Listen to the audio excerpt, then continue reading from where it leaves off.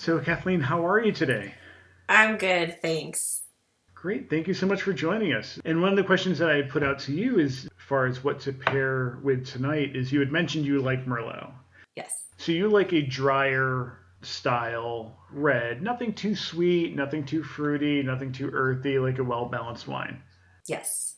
So Cabernet Franc, what we're drinking today, is a parent to Merlot. It's a parent to a lot of grapes that most people do know. Um, Cabernet Franc is the parent to Cabernet Sauvignon. It's the parent to Merlot. It's the parent to Carmenere, which we all group into what's called the Bordeaux family of wines. They are all wines that have the same similar characteristics, but different nuances between each other. It has a lot of parallels. It's got a little bit of that green pepper that Merlot tends to have, while Merlot can be a little plummy. Cabernet Franc can be more blueberry-ish, but a lot of other notes are very, very similar. So I'd love to hear your impression on what you taste out of the wine. So,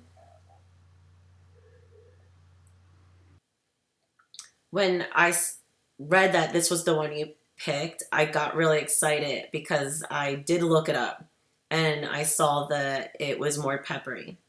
And this is actually the first time I've ever had it. And you really can taste like a pepper, not so much green, but more of a definitely like a pepper pairing maybe with steak, which I think that might be why I like Merlot. I do like flank steak, so I could see me being able to drink this with a flank steak, maybe a grilled one. Now imagine taking that flank steak and marinating it overnight in this Cabernet Franc and then grilling Yes. it. And think about all those flavors, that leather, tobacco, and peppery notes just coming out in the actual steak.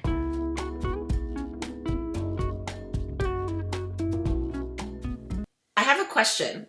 If it has blueberry notes, would you eat a blueberry crumb cake with it or a blueberry tart? Would that be something you wouldn't do? No, not at all. So, I mean, I'd never say no to blueberry crumbles, especially. So I love this one of my favorite desserts.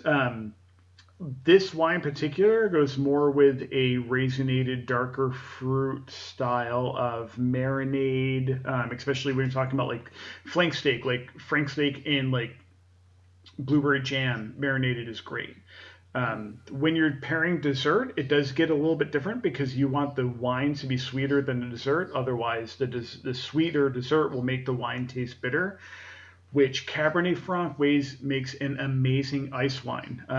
Not only here from Pennsylvania, but like the entire East Coast. Like Cabernet Franc ice wines and Cabernet Franc based dessert wines are absolutely incredible. And if you're doing blueberry tart with the Cab Franc ice wine, you're in about as perfect of a pairing as you possibly can get. What other foods would you put it with? Chicken, turkey, pasta?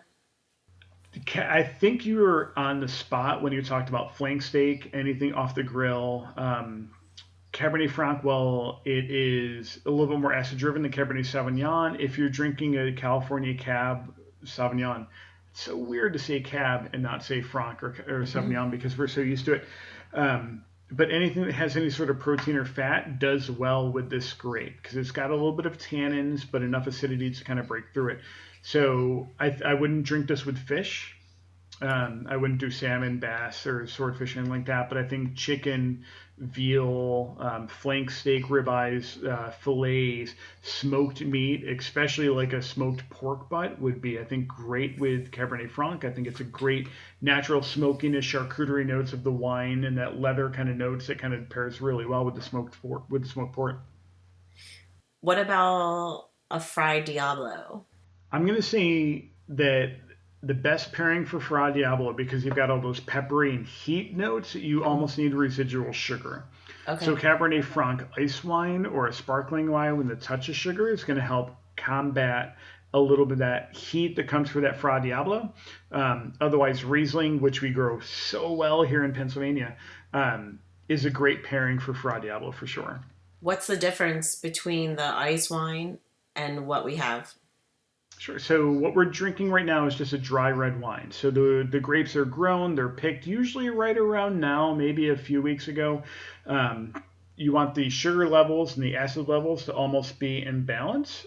Here in Pennsylvania, we do tend to grow and cultivate more acid-driven wines, which is what makes the wines that we drink from the state a little bit more mouth-watering and more inviting.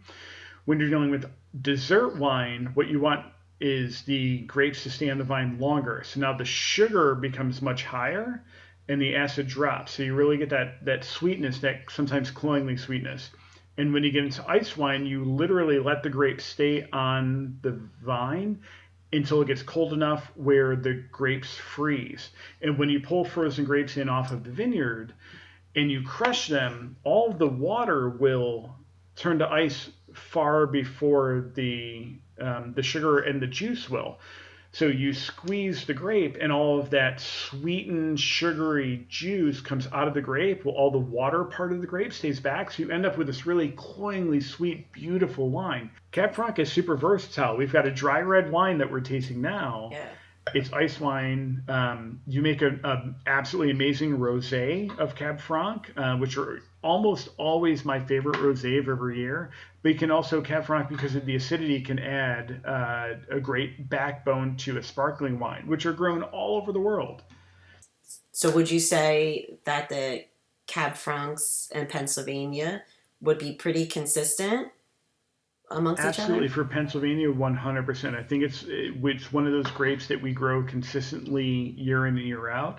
One of the events that I've worked with the Pennsylvania Winery Association is the Pennsylvania Sommelier Judgment, which is wine professionals from the state, sommeliers in restaurants, people that have a lot of education in as far as um, like wine, what classic varietal recognition is. It's an event that we've done. We've come up with the top 10 and top 20 wines each year, and Cabernet Franc shines year in and year out. Last year in 2019 for the tasting, there were two of the top 10 wines from Pennsylvania were Cabernet Franc, and five out of the top 20. And in 2018, seven of the top 20 wines in general were Cabernet Franc. And I will put my whole heart in saying that we are a white wine focused state when it comes to red wines. When we do them right, we do them really well. And Cabernet Franc, I think, is that Pennsylvania wine that we say Cab Franc is Pennsylvania territory. I feel like I've been missing out on a lot of years of Cab Franc drinking because I feel like I should have had it before today. There's a I've never lot. heard of There's some of so those much wines. to drink and not enough time. So we need to step it up. I think we can find time. Definitely. Let me ask you, as a Merlot drinker, are you converted? I I mean, not yes, I'm necessarily. I'm not going to say sold. you're a Cab Franc drinker, but are you open to the Cabernet family, the Bordeaux family of wines? I am, and you've piqued my interest so much that now I'm gonna have to try every single one you said. Even the sparkling, the sweet, the ice. I am gonna have to try that all now and decide which one I like the best.